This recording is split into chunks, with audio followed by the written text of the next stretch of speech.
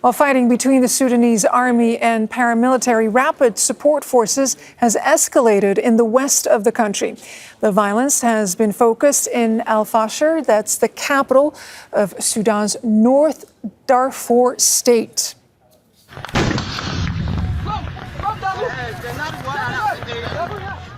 While both sides are using heavy weapons and artillery, and violence broke out in el-Fasher in mid-May, prompting warnings from the international community. Well, the city is a humanitarian aid hub in a nation that's facing a food shortage and displacement crisis. The conflict has killed at least 14,000 people in just more than a year.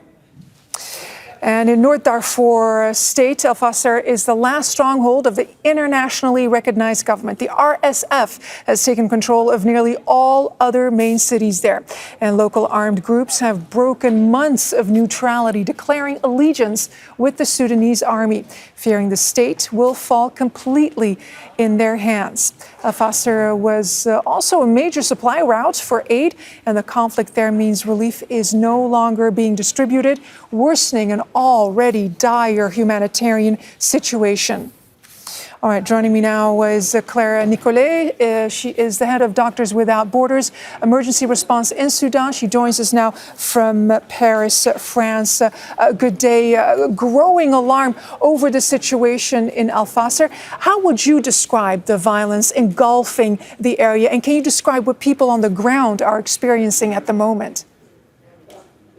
So unfortunately, it's been since the 10th of May now that the situation is terrible. The fighting are ongoing every day and really in the middle of the city, and it's completely indiscriminate. So they are really fighting all over the place, and unfortunately even hospitals are touched.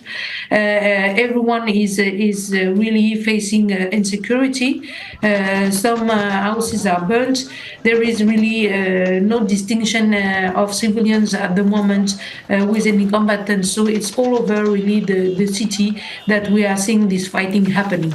So complete lawlessness that you are describing. Who is perpetrating the violence? There are all the warring parties at the moment inside the city. So it's like the battlefield is really inside el-Fasher, basically. So unfortunately, that's why it's touching everyone and touching all the civilians at the moment, and also health structures and everything that should be not part of fighting.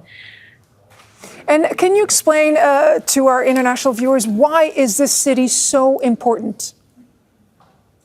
So basically, that's the last city that is not taken by RSF, and it's a strong city and capital of Darfur. So it's quite an important city, and indeed this is the last big fighting that we can see around this city in Darfur. So it's quite important for the western part of the country. Mm-hmm. And I'm told that MSF actually runs a clinic in el-Fasher. What is your team telling you? Are they able to operate and function? What kind of cases do they see? So it's very difficult to cope with the situation because the wounded are very numerous. So we received already more than 1,300 wounded in the only hospital doing surgery at the moment. More than 200 of them, they passed away. There are lots of people needs to be operated, and unfortunately there is just one surgeon currently in el-Fasher.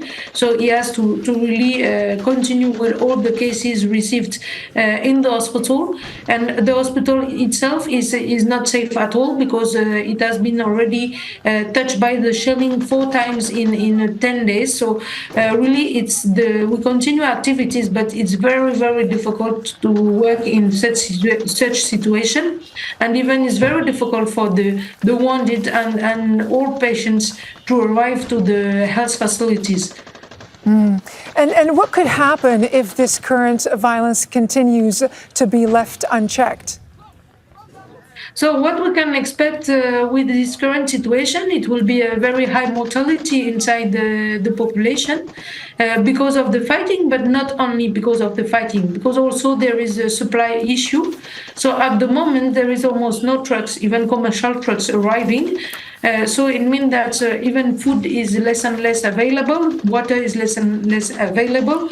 So it means that even people will start dying and are dying now of different for different conditions. So even women that needs to be delivering, it will be more and more complicated. Already malnutrition was very much inside the city and on this area. So what we can imagine now, if the situation continue like this, there will be really a very high mortality. That is for sure. And unfortunately, what we are seeing now is really complete chaos basically inside the city. Claire Nicolet, head of MSF's emergency response in Sudan, talking to us about the situation in el-Fasher. Thank you so much for joining us. Make sure to subscribe to our channel to get the latest news from Al Jazeera.